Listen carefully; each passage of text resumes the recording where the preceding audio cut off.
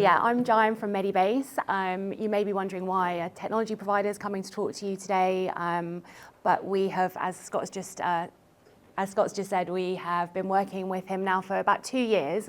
We started work on a pilot which we're really genuinely so excited about, and I'm thrilled to be able to talk to you about it today, and we really thank you for taking the time to listen. And as Scott said, by the end of this project, of this presentation, I hope you'll be as excited about the project as we are. So this is actually just a look at our solution. We are actually a full all singing, all dancing EHR solution, which started life for the private sector.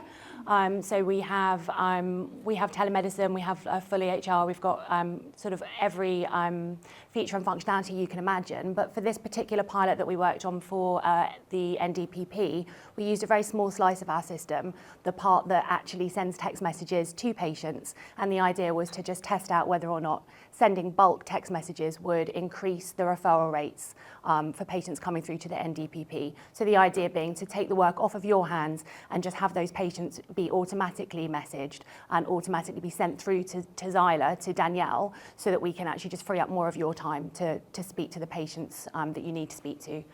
So if we have the next slide, please. So yeah, I'm Jai. I actually work on communications and marketing at Meddbase, as well as heading up the population health management programs. And this is my colleague Erin, who works on the product side, and she'll be talking you through the actual technical side of the pilot that we did. So I'll hand over to her later on. And if we just have the next slide. Yeah, so first of all, you might be thinking, well, what is Meddbase? I've never heard of it before. That's completely understandable, because at the moment we don't serve the NHS for electronic health records. You probably use either EMIS or System 1. So just to put it into like real terms, what we do is an EMIS or System 1 for companies in the private sector.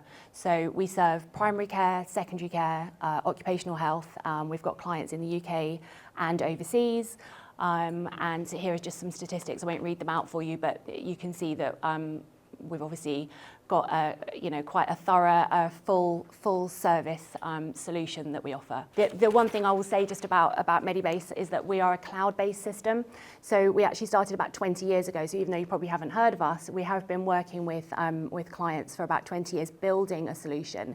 And we have a very collaborative way of working. So what we've done is, over those 20 years, so just to put it into context, when we started, cloud-based wasn't really something that anyone had even heard of. So there was no Facebook when we first started this solution. No one had a mobile banking app on their phone, anything like that. And we have actually collaborated with clients to build a solution around the way that they work. So again, what we've done here with Humber and North Yorkshire is we've looked at the way that you currently refer patients, we've looked at the pathways that you use, and we've tried to automate those and just take the work, as I said, off of your hands and allow the solution to do the work for you. So you might be thinking, that's all great, you've worked with the private sector, you've got an EHR for them, but how does that all fit in with the NHS? We have also been working in partnership with NHS England for a number of years on a few different projects. So those projects are listed here. We do have an integration to GP Connect.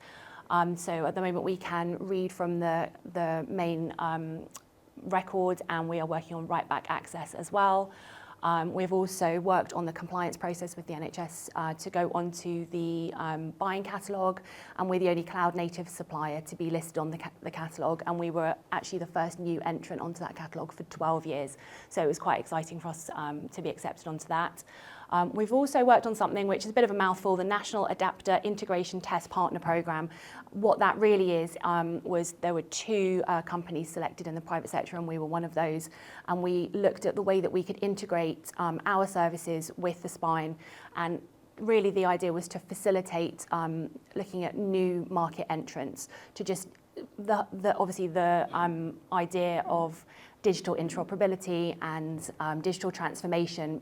We're very much keen to work with the NHS to see how we could help out. So we've been working on that for a number of years. And then finally, the NDPP Digital Communications Project, which is what we're here to talk to you about today. So that's the pilot that we've worked on in Humber and North Yorkshire. So next slide, please. So as I said, we've been working now with this region for about 2 years, and that has given us a really deep understanding of the challenges that you face day to day in getting patients through to the NDPP courses. So the idea for us is to just facilitate that journey, that patient journey, get the patient from that time when they're diagnosed as being pre-diabetic and get them onto that course, which, as we've heard from all the previous speakers, the course can be a complete game changer, can change somebody's life, and for the sake of a single text message where they're told about it, their likelihood of continuing on to develop type 2 diabetes can be reduced significantly. So we understand that there are a limited number of spaces on the NDPP courses each year.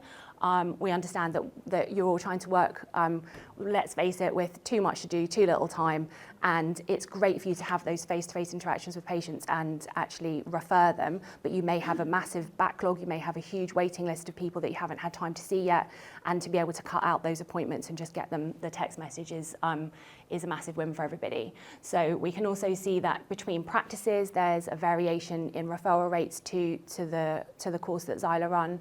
And also in different areas of deprivation. And we also know that if you're trying to refer patients onto a face-to-face course, you may need to have a certain number of patients who are in a certain postcode, certain geographical area before it's actually feasible for that course to be put on. So by sending text messages en masse, you can target a particular region, a particular area, and you can actually have, instead of 2 or 3 patients say, oh yeah, I'd love to go on that course, but you need 20 to make it work, and then you're waiting for the other few to kind of like sign up for it. This way you can invite them all at the same time, you reach critical mass, bam, you put that course on, and then you move on to the next area. So it just makes everything run much more efficiently. So yeah, we've really kind of understood these challenges and tried to meet them.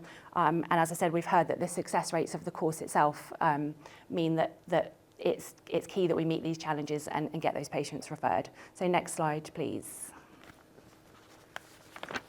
So now on to the thing that we're really passionate about, which is the pilot project that we did. And this is something we're just so excited about.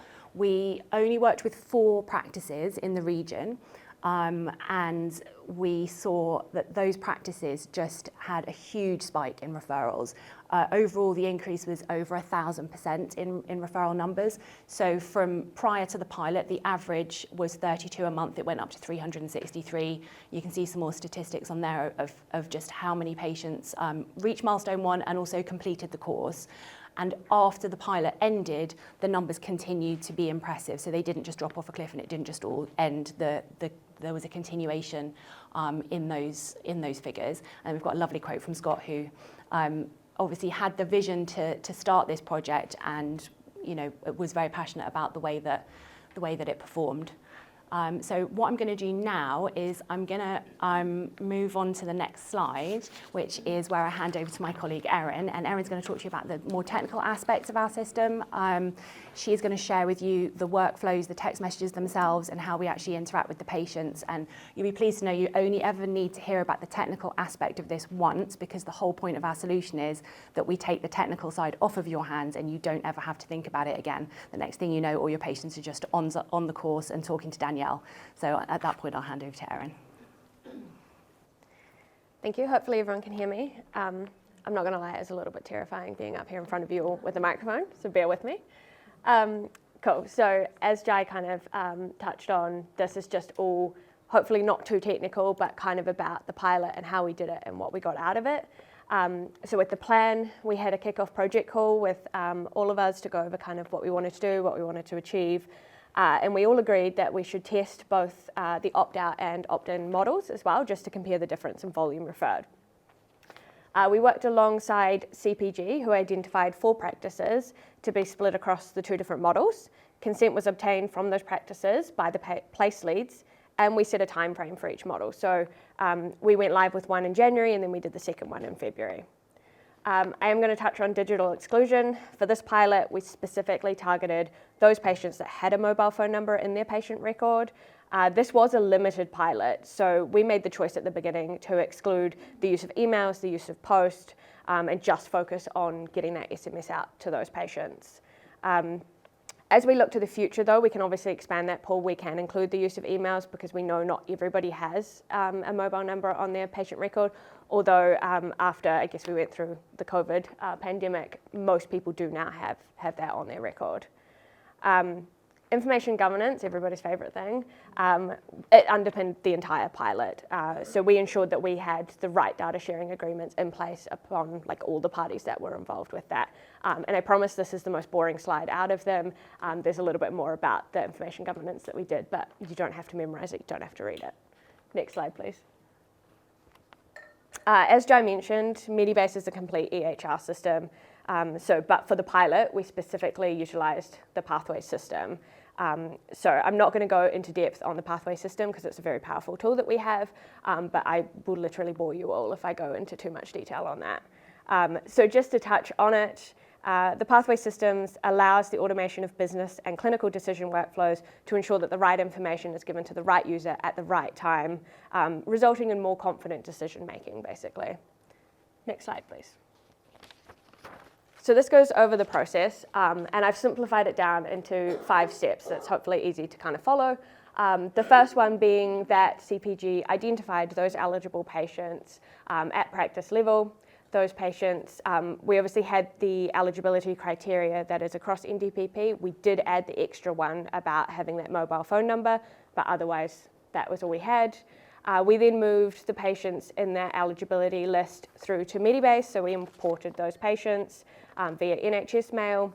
We then sent an invite text out to everyone. Obviously, at the start we did opt out first, and then we did opt in. Timeframes were set, so we chose to do a 14-day pilot. So we had day 1, a message was sent. Day 7, a reminder text was sent. Day 14, end of pilot, no further messaging was sent out. And then at the end of that, we were left with 2 lists, basically. We had referrals to be sent through to Xyla, and then we had a separate list of all those patients that were invited but declined that needed to be coded back into the record. Next slide, please. Taking that, we then went into a project workflow. I'm not going to go into too much detail on this because those 5 steps we pulled out before are basically the overarching of how this worked. But this was kind of the patient journey. So it just basically moves through each step upon that patient journey, whether they opt out, if they didn't, if they got a reminder text message. If they did actually interact with us at the beginning in that first message, then we just sent a confirmation message so that they knew that we had received that and that they were fine, they wouldn't receive any more messaging from us. Next slide, please. This is exactly what was sent out in our communications. So the first contact, the second contact was basically just a repeat of the first contact, and then we had the confirmation at the end there. If they didn't respond to us at all, we didn't bother them after that second contact. And then the pilot ended at the 14 days. I will say on this, with our text messaging, the way that we can run it is that we can really personalise that messaging to the patient. So you'll see at the top, we can add in the GP surgery name. We can add in information directly about that patient, so their last date of a blood test, their results, anything that you want to cater that we have the demographics for, we can add that in. That also adds to the point where it's not going to look like a scam message that somebody has a link in and they're not going to go to it, and we all treat those. So we've really personalised the messages to the patient so that they look like they're coming from the GP surgery. We don't add a link into it, so nobody's going to obviously get scammed. We're not going to rob anyone. So it's really encouraging those patients to read it, interact with it, and then they can respond to that message with a simple yes or no, and they can opt in, they can opt out, and then we move on from there. I will touch on the opt-out and opt-in consent models. We went through with a opt-out at the beginning, so the message went out to everybody. It was that you were going to be referred unless you actively came back to us and said, no, I don't want to be part of this, and then we would remove you from that list.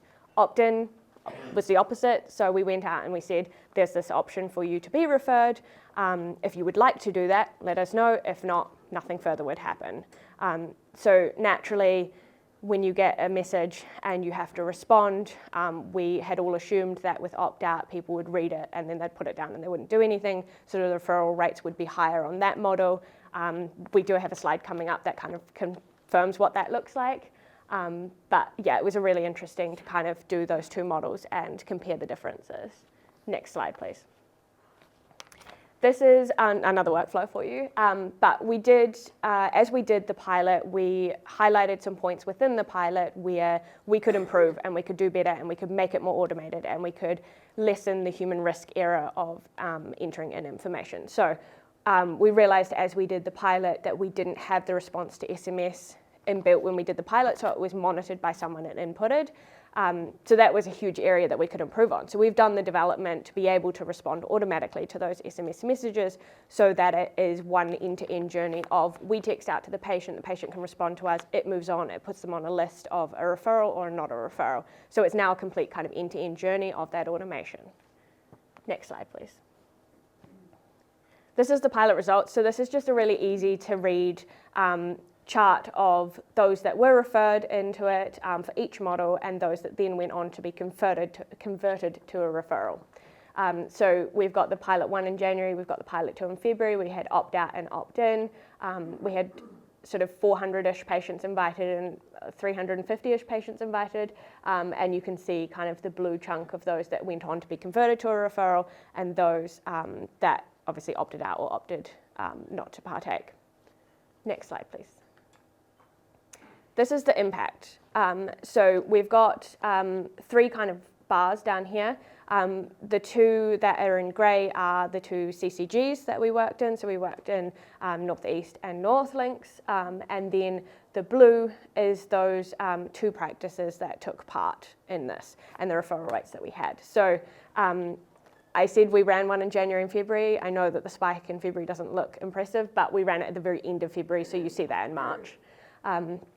So so that's just kind of everybody that the blue participated against all the others within those 2 CCGs. Next slide, please. I'm not going to read out every single one of these because I think it's, you can see the benefits and we've shown you hopefully the benefits of this. But a big one that Jai touched on as well is that reduction in clinician time, so reduction in admin time, and being able to target specific patients, specific areas in a way that you want to. And it's obviously, we've all been through the postal strikes and all that kind of stuff, so it's instantaneous. We can text out at a certain time, on a certain day if you want as well, and get that information to that patient.